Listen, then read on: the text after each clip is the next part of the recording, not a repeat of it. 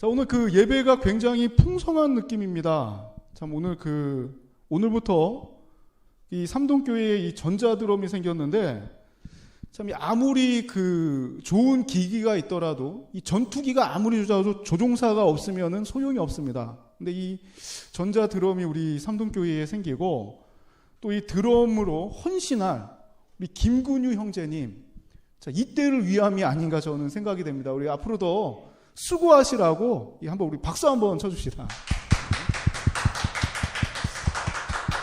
참 이 교회가 하나하나 업글되어서 참 감사합니다. 참 이제 지금 우리 삼동교회가 처음에는 이 예배당을 놓고 기도하다가 자, 예배당이 어떻게 이렇게 마련이 되니까 또 이 귀한 그 교회를 통해서 또 목사님을 통해서 이 강대상과 이 의자들이 들어오게 되고 또 이제는 계속 또 아이고 이제 하나님 이 책상이 필요합니다라고 기도했을 때 또 이렇게 안타깝지만 이 사무실이 좀 정리하면서 이 밤에 다 버리고 가신 분이 계셔서 또 그 중에서 제일 좋은 책상하고 또 제일 좋은 의자들을 우리 김동만 집사님하고 같이 그 주말 밤에 이렇게 기적과도 같이 저에게는 정말 기적과도 같습니다.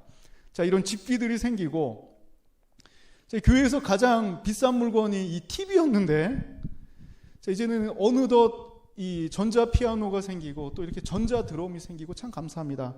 그래서 이 이후로는 이 노트북을 좀 바꿔야 될 것 같습니다. 이 오늘이 안 돼가지고 참 예배 드리는데 참 당황스럽고 이 난처함이 있네요.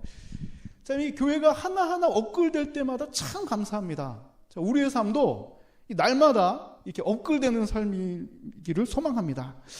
제가 참 주말 부부인데 지난주에 못 내려갔습니다. 그리고 이번 주에도 못 갑니다. 왜냐하면 우리 아이가 지금 자가격리 중이에요. 자, 다행히도 그 검사 때 음성이 나왔는데, 자, 이 음성이 나왔더라도 그 방역법상 그 2주간 자가 격리를 하고 마지막 날에 또 2차 검사에서 음성이 나와야지 좀 자유로워질 수 있다고 합니다. 지금 방 안에서 꼼짝도 못하고 있는데 얼마나 답답할까요? 그렇죠?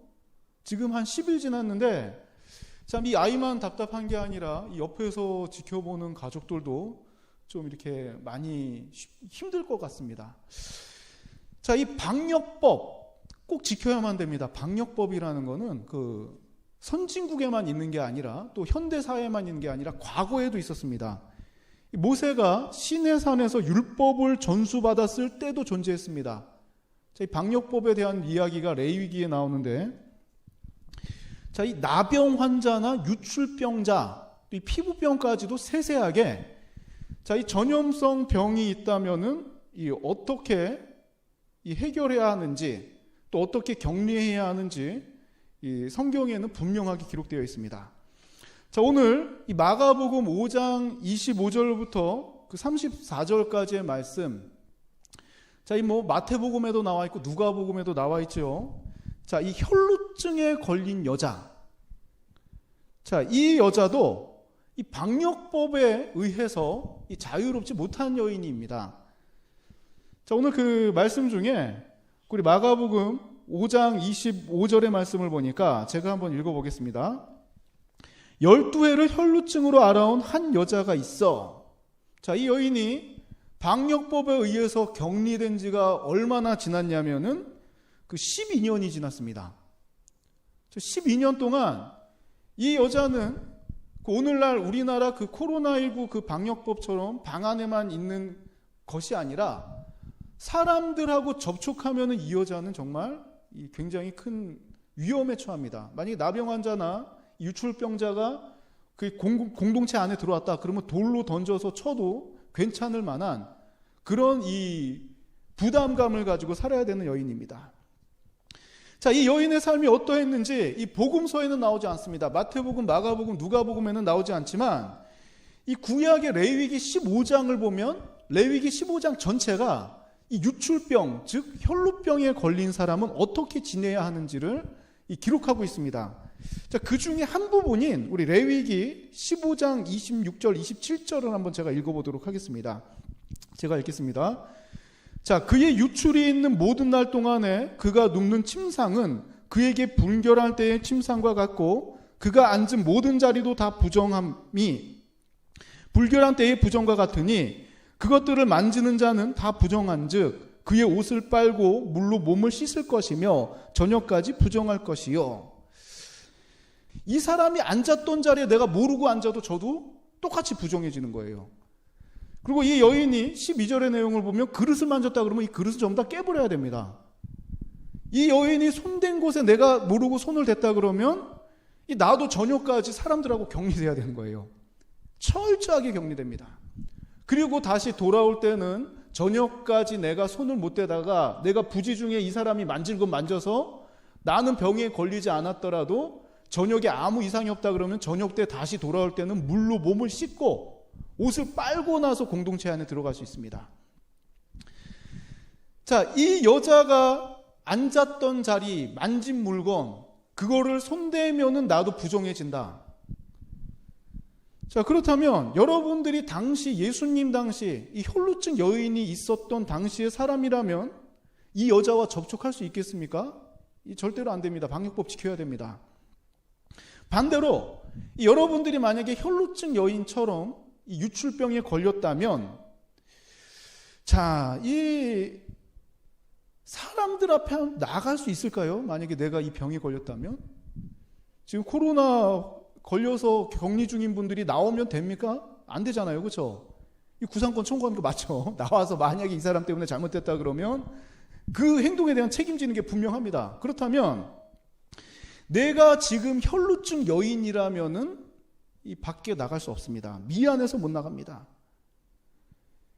자, 내가 나가면은 사람들이 보는 눈이 있습니다. 내가 병에 걸려 있기 때문에 사람들이 나를 피하는 게 보입니다. 내가 걸어가면은 홍해의 기적처럼 사람들이 갈라집니다. 또 내가 만진 물건, 다른 사람이 만지면 이 사람도 나와 똑같은 아픔을 겪게 됩니다. 이 여인은 공동체 안에 들어갈 수 없는 여인입니다. 이 가족들도 마찬가지입니다. 남편도 손대면 안 됩니다. 이 여인은 남편이나 부모가 손을 댈 수 없습니다. 철저하게 격리된 생활을 12년 동안 살았던 굉장히 안타까운 삶을 산 여인입니다. 오늘 말씀 중에 마가복음 5장 26절 제가 한번 읽어볼게요.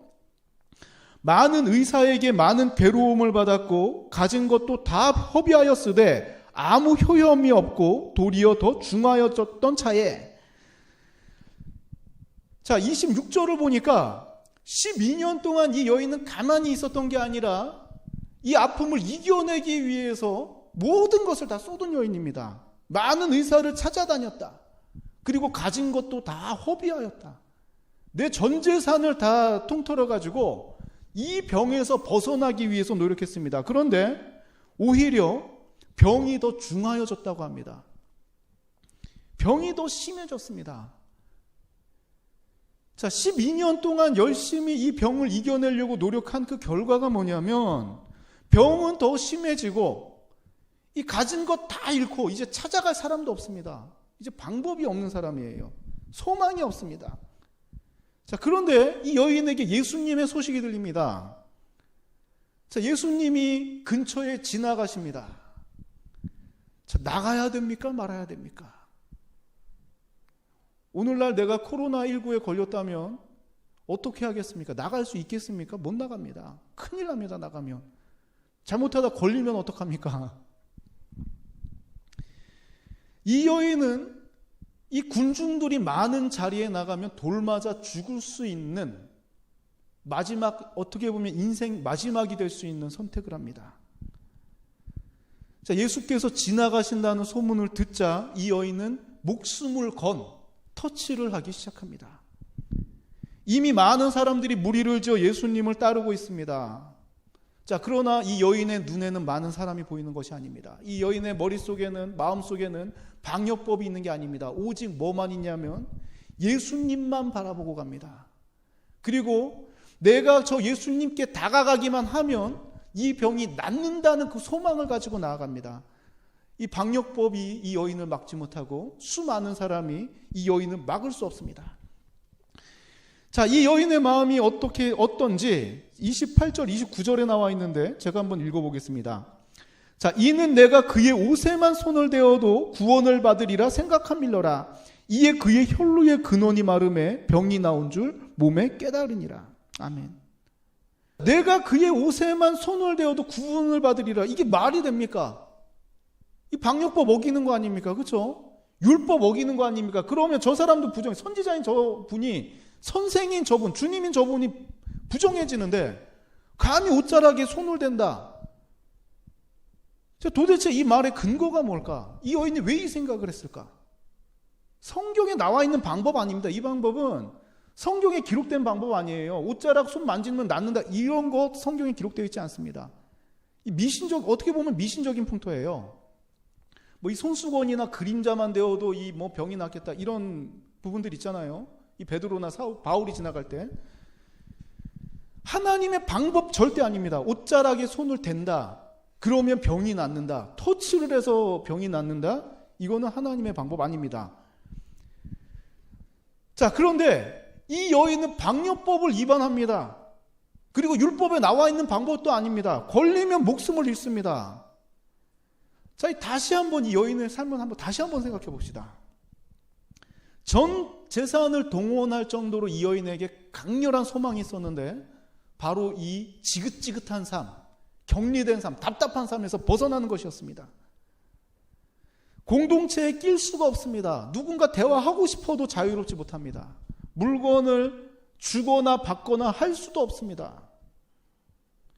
자, 오늘날 2주 격리도 힘든데 막 우울증 걸린다 그러잖아요. 격리 끝나고 나면은.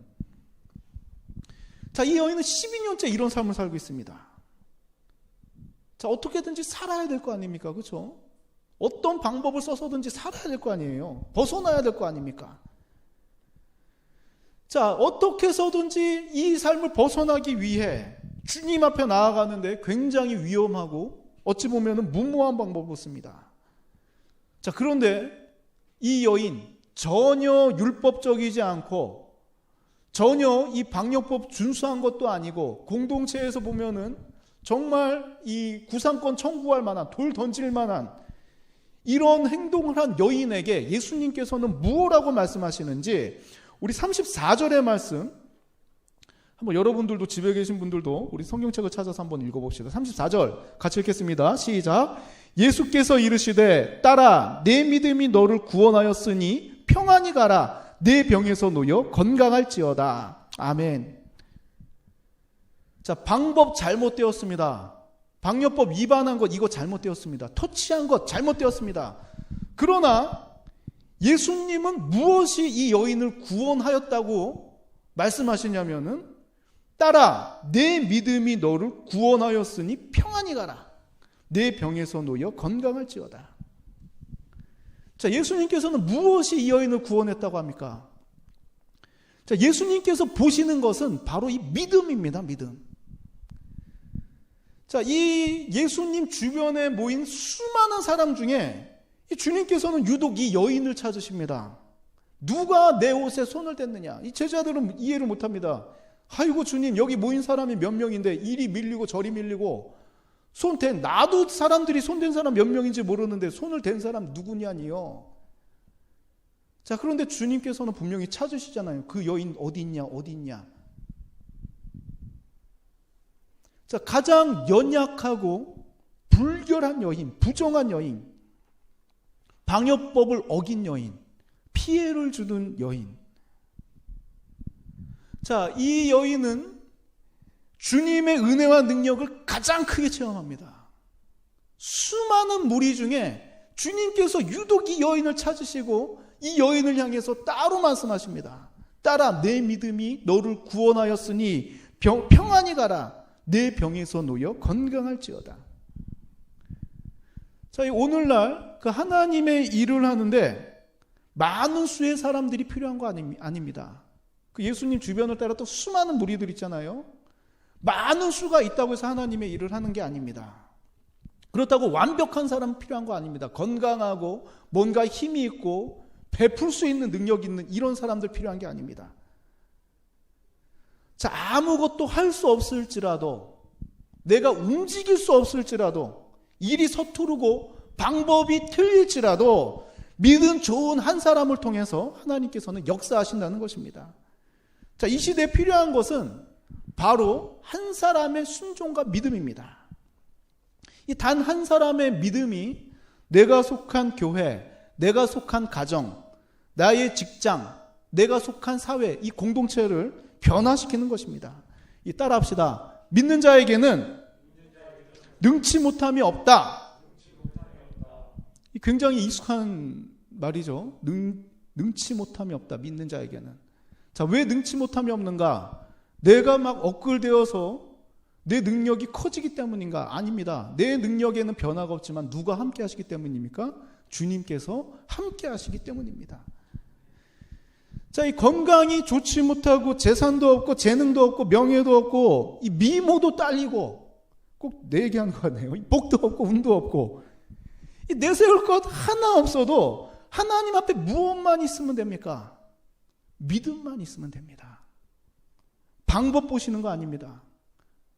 그래서 저는 가끔가다 이 많은 목사님들이 그 기복주의라는 말씀이어서 복을 비는 기도 이런 거 막 되게 안 좋게 말씀하시는 분들이 계세요. 그런데 한번 이렇게 까놓고 이야기해 봅시다.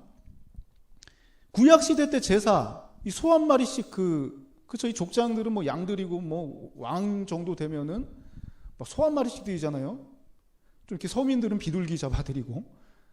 자, 하나님께서 이 소 한 마리 받으시면은 뭐 하나님께 크게 뭐 이득이 있을까요? 채워질까요? 그쵸, 말씀으로 천지 창조하시는 분인데 소 한 마리 드리면은 아이고 이 귀한 것 이렇게 받으실까요? 아닙니다. 그쵸? 소가 중요한 게 아니잖아요. 내가 판단하기에 가장 좋은 것, 인간적이죠, 굉장히. 나의 재산 중, 나의 가축 중 가장 실하고 훌륭한 것. 자, 그것을 갖다 비둘기가 되었던, 양이 되었던, 소가 되었던, 이걸 갖다가 잡아 드릴 때에 하나님께서 이 고기를 받으시는 게 아니라 뭘 받으십니까? 야, 그래도 네 마음이 이거구나. 야, 이거 없으면 네 삶이 힘들어지는데 그런데도 불구하고 드리는구나. 그 마음 보시는 거 아닙니까? 마찬가지입니다. 우리가 예배 드릴 때도 주일날 나와서 1시간 예배 드린다. 이 하나님 앞에 이 1시간이 얼마나 대단한 시간이겠습니까? 이 영혼, 우리 시간관념이 다르잖아요. 3차원이 아니잖아요. 그렇죠? 시간관념이 영혼인데 뭐 그 중에 1시간 드렸다고 해서 아이고 이 1시간 귀하게 드렸구나. 이 시간을 보시는 게 아니잖아요.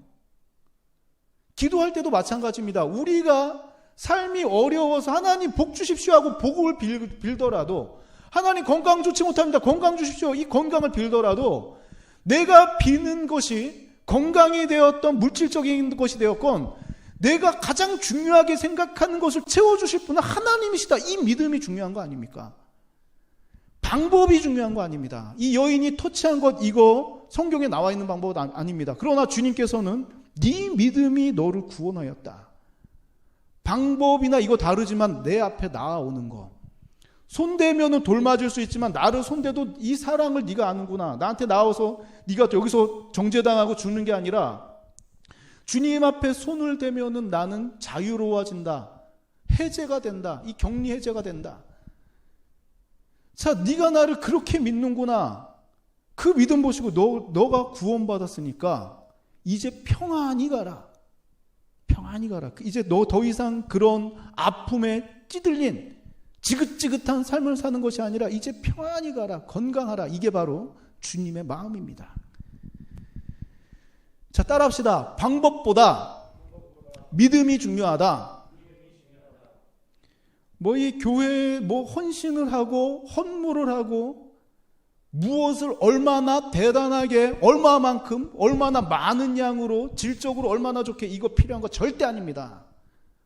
아무것도 없을지라도 내가 할 수 있는 부분이 있잖아요. 주님 앞에 나와서 그냥 지나가는 길에 들려서 주님 이곳에서 기도하면 주님 들어주십니다. 이 믿음 있잖아요. 주일날 내가 피곤하지만 잠을 깨워서 이 자리에 집중하면 주님께서 예배를 받아주신다. 이 믿음 있지 않아요. 이것을 주님께서는 귀하게 보시고 이 믿음의 토대로 구원을 받을 수 있다는 것입니다. 이 여인이 가졌던 절실함, 옷자락을 만지면 내가 죽는 것이 아니라 구원을 받는다. 내가 저분께 나아가면 돌에 맞을 수도 있고 죽을 수도 있지만 주님 앞에 나아가면 12년 동안의 지긋지긋한 삶에서 벗어날 수 있다. 이 믿음이 주님께서는 귀하게 받아주시는 구원의 그 원동력이 되었다는 것입니다. 우리도 마찬가지입니다. 지긋지긋한, 그렇죠? 누구나 다 있죠. 지긋지긋한 삶, 빨리 그 학교 졸업하고 싶고, 그래서 빨리 휴가 가고 싶고, 이 코로나도, 이 지긋지긋한 코로나도 끝났으면 좋겠고, 지긋지긋한 가난, 지긋지긋한 질병, 이 지긋지긋한 관계 있지 않습니까?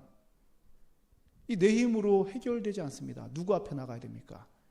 방법이 중요한 게 아니라 주님 앞에 나아갈 때 내가 기도하면 내가 그동안 신앙 경건의 훈련이 되어서 뭐 대단한 기도는 할 수 없지만 내가 주님 앞에 나아가서 기도하면 나아가지 못할지라도 내가 이 시간 하나님께 기도하면 들어주신다. 그 믿음을 하나님께서는 귀하게 보신다는 것입니다.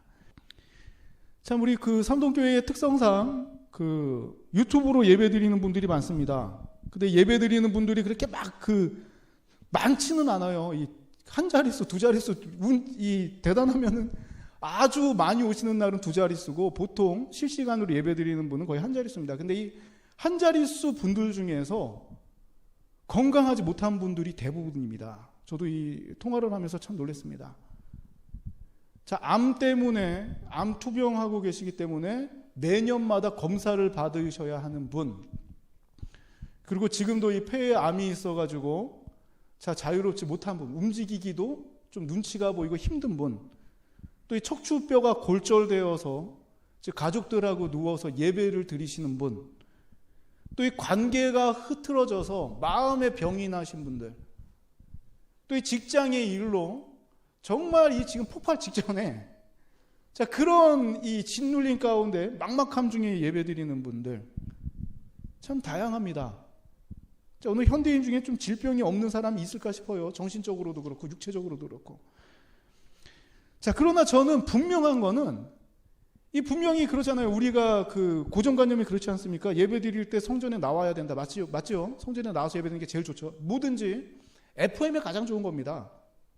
학교에서는 공부하라 그러면 공부 잘하고, 그렇죠? 운동할 때 운동 잘하고 FM대로 사는 게 제일 편하고 제일 쉬운 길입니다. 하지만 이것이 안 될 때 내가 지금 성전에 나가야 되는 건 맞고 아프면 쉬어야 되는 건 맞고, 하지만 내가 이 유튜브를 통해서라도 예배드리면 주님께서 이 예배를 받아주신다는 그 마음 있지 않습니까?